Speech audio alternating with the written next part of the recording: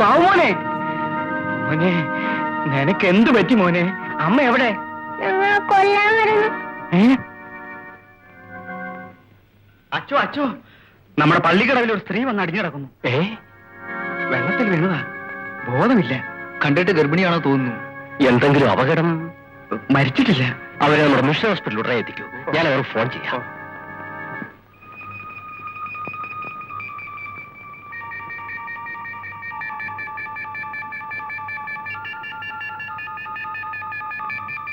ദൈവകാരുണ്യം കൊണ്ട് മാത്രം രക്ഷപ്പെട്ട ഞാൻ ആശുപത്രിയിൽ വെച്ച് രാജുമോനെ പ്രസവിച്ചു.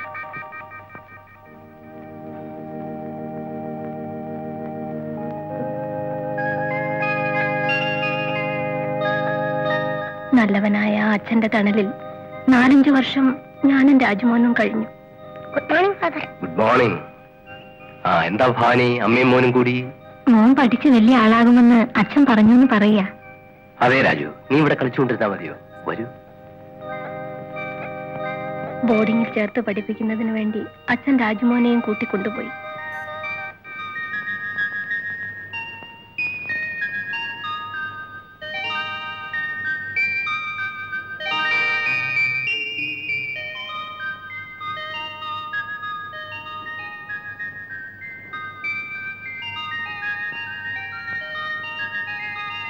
അയൽക്കാരിയുടെ മകൾ ജയന്തിമോൾ മാത്രമായിരുന്നു എനിക്കൊരാശ്വാസം. പകൽ മുഴുവൻ ജയന്തിമോളെ എന്നെ ഏൽപ്പിച്ചിട്ടാണ് അവർ ഓഫീസിൽ പോയിരുന്നത്.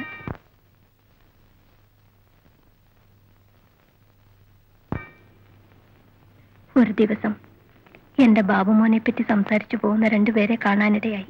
അവൻ ഞങ്ങളുടെ അടുത്ത് വരുമ്പോ 4-5 വയസ്സ് പ്രായം ഉണ്ടായിരുന്നുള്ളൂ. നല്ല സ്നേഹമുള്ള കൊച്ചന. അവൻ കുടുംബത്തിൽ പിറന്ന കുട്ടിയാ, കണ്ടാൽ അറിയാം. അവരെന്റെ മോനെ കാണിച്ചു തരാമെന്നേറ്റു. ജയന്തി മോളെയും എടുത്ത് മോനെ കാണാനുള്ള ആർത്തിയോടെ ഞാൻ അവരെ പിന്തുടർന്നു.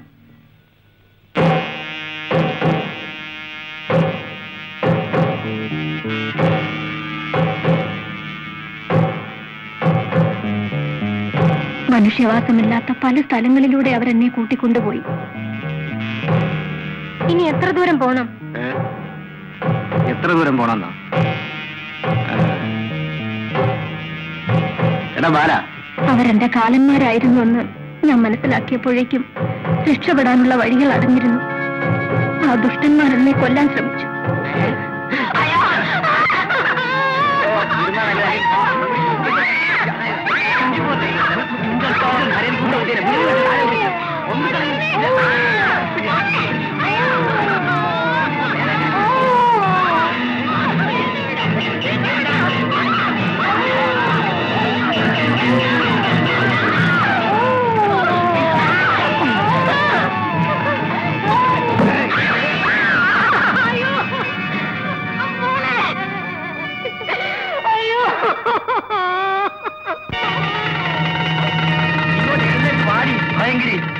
ഈ കൊച്ചു കുഞ്ഞിനെ കൊല്ലാൻ നിനക്ക് എങ്ങനെ മനസ്സ് വന്നടി? അയ്യോ, ഞാൻ കൊന്നു. പിന്നെ ഈ കുഞ്ഞ് ആത്മഹത്യ ചെയ്തോ?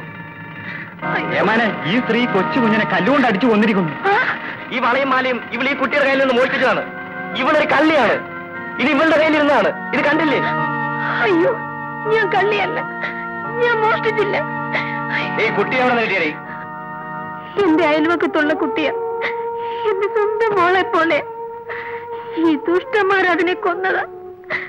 ഞാൻ ഒരു തെറ്റും ചെയ്തിട്ടില്ല, ഒരു തെറ്റും ചെയ്തിട്ടില്ല. ഈ പിഞ്ചു കുഞ്ഞിനെ ഞാൻ കൊല്ലുമോ സാറേ? ഞാൻ കൊല്ലുമോ? നിർത്തൂ, നിനക്ക് പറയാനുള്ളത് സ്റ്റേഷനിൽ പറയാം. എടാ നാണല്ലേ, ആ കൊച്ചിനടുത്ത് നിൽക്കൂ. ഒരു സ്റ്റേഷനിലേക്ക് കൊണ്ടുവരൂ.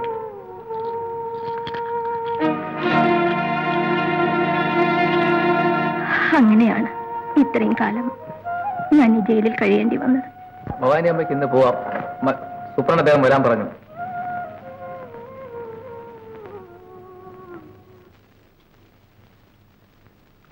ചായ എടുക്കടാ, വാ പൊള്ളുന്ന ചായ. ഇപ്പൊ തരാം.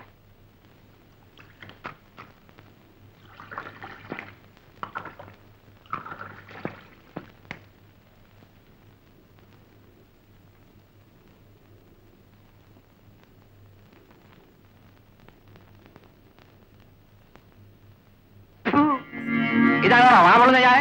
ചൂട് ചൂടുണ്ട് ചേട്ടാ. ചൂടുണ്ടല്ലേ? എന്നാ നോക്കാം. അയ്യോ അയ്യോ അയ്യോ ഞമ്മേ, അയ്യോ അയ്യോ അയ്യോ അയ്യോ അയ്യോ ഞമ്മേ, അയ്യോ എന്നെ പഠിപ്പിക്കാറല്ലേ? ഇപ്പൊ കാണിക്കാം. അമ്മേ അമ്മേ. ഇരിക്കാം. വേണ്ട ചേട്ടാ, ഇരിക്കണം. വേണ്ട ചേട്ടാ, അവിടെ ഇരിക്കാം. വേണ്ട ചേട്ടാ, വേണ്ട ചേട്ടാ.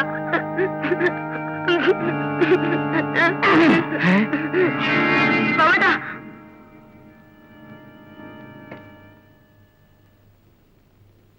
ഇരിടാ, പോകണല്ലേ?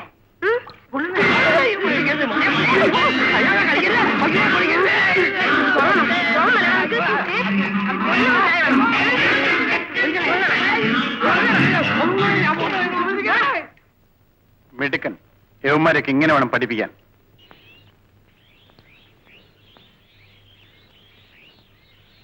ആരാ? എന്തു വേണം? അച്ഛൻ ഇവിടെ ഉണ്ടോ? ഏതച്ഛൻ? അറയ്ക്കൽ അച്ഛൻ. അദ്ദേഹം എന്നായിരുന്നു ഇവിടെ ഉണ്ടായിരുന്നത്?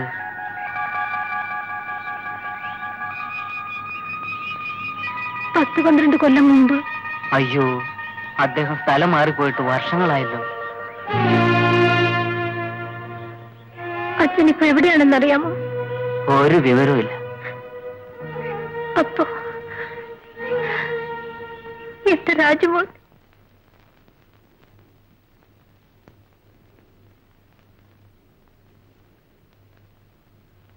വക്കീൽ സാർ അകത്തുണ്ടോ? ഉണ്ട്, ചെല്ല്. ആ,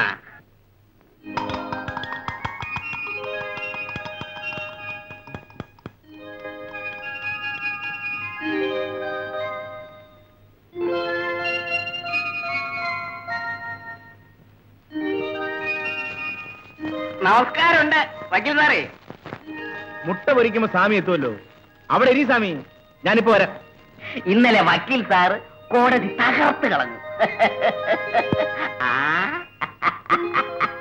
എന്താണ് സ്വാമി കേസ് ജയിച്ചല്ലോ? ഈ എറണാകുളം പട്ടണത്തിൽ ക്രിമിനൽ കേസിനെ കാളിങ്കൽ കൃഷ്ണക്കുറുപ്പിനെ ജയിക്കാൻ ആരുമില്ലെന്നാണ് വെപ്പ്.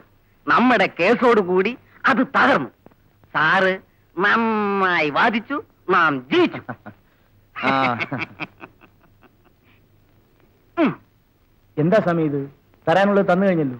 പിന്നെ ഇരിക്കട്ടെ ഇരിക്കട്ടെ, സന്തോഷം കൊണ്ടല്ലേ. ആ, സന്തോഷം പ്രകടിപ്പിച്ചില്ലേ, അത് മതി. ഇരിക്കട്ടെ.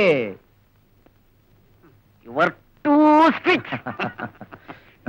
എനിക്ക് വളരെ തൃപ്തി കേട്ടോ. ഞാൻ വരട്ടെ. നല്ല മണം. വക്കീൽ സാർ നല്ലൊരു പാചകക്കാരൻ കൂടിയാണല്ലേ. എന്നാ ഞാൻ വരട്ടെ.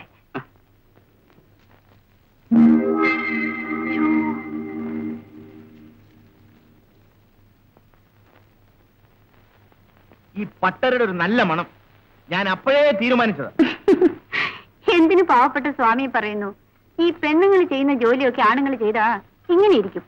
ആ, സാറങ്ങോട്ട് മാറി നിൽക്കണം. ഞാൻ ഇപ്പൊ റെഡിയാക്കി തരാം. ഓ, അങ്ങനെ ആവട്ടെ.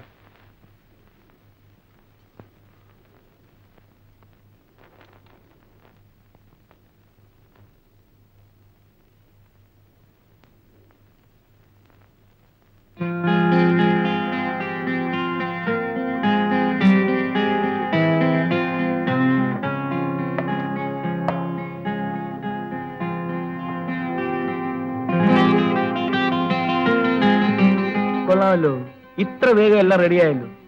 ഈ ഒരു കാര്യം മാത്രം എന്നെ കൊണ്ട് വയ്യ. വയ്യെങ്കിൽ അതിന് വേഗം ഒരു പോംവഴി കണ്ടുപിടിക്കണം. എന്താണ് അതിനൊരു വഴി? അതെ, എന്റെ അച്ഛനോട് പോയി ചോദിച്ചാൽ പറഞ്ഞു തരും. അത് വേണോ? മോള് തന്നെ അങ്ങോട്ട് ചോദിച്ചാ പോരെ? അയ്യോ, ഞാനില്ല. ചിലപ്പോ നമുക്ക് എതിരായിട്ട് വിധിച്ചാലോ. അതുകൊണ്ട് വക്കീൽ സാർ തന്നെ പോയി വാദിച്ച് ജയിച്ചു വന്നാൽ മതി. Okay, done. അയ്യോ, പലവരും കാണും.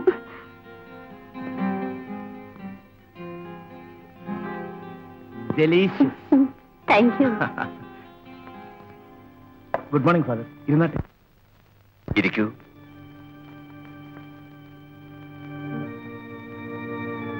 രാജഗോപാലിന്റെ ജോലി തിരക്കിനിടയിൽ വൈകുന്നേരത്തെ പരിപാടി ഓർമ്മപ്പെടുത്താനാണ് ഞാൻ വന്നത്.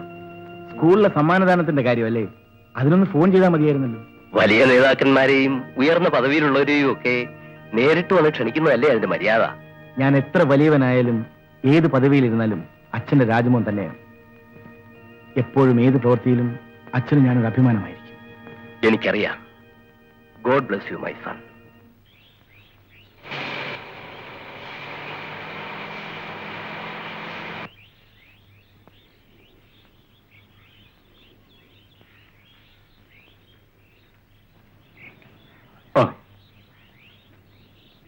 എന്നെ എന്റെ വീട് വരെ ഒന്നും കൊണ്ട് നാക്കി തന്നൂടെ? ഛേ, അതുവരെ പോവില്ല മുപ്പിലെ. ഇത്രയും ദൂരം എന്റെ ജീപ്പ് ആയതുകൊണ്ടാ വന്നത്.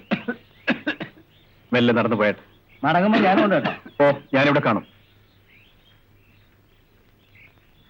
ഓ, ഇവള് പറയുന്നത് കേട്ടാ തോന്നും ഈ ലോകത്ത് ഇവൾക്ക് അറിയാൻ പാടില്ലാത്ത ഒരു കാര്യവും ഇല്ലെന്ന്. തോന്നുമെന്നോ? എനിക്കറിയാവുന്നോണ്ടല്ലേ പറഞ്ഞത്. ഞാൻ എന്ത് ചെയ്യണമെന്ന് പറ. ഇപ്പൊ ചെയ്തില്ലെങ്കിൽ എന്റെ തല ഞാൻ കൊട്ടയടിക്കാം. എന്നാലേ ആ വണ്ടി ഒന്ന് ഓടിക്കാമോ? ഇതോ? പാടി ഓടിക്കാം. എടി എടി, കുഴപ്പമൊന്നും ഉണ്ടാക്കല്ലേ. നീ ഒന്ന് ചുമ്മാ ഇരിയടി. ഇത് ഓടിക്കുന്നത് കാളവണ്ടി ഓടിക്കുന്നേക്കാൾ എളുപ്പമാ. വാനേ കേറ്.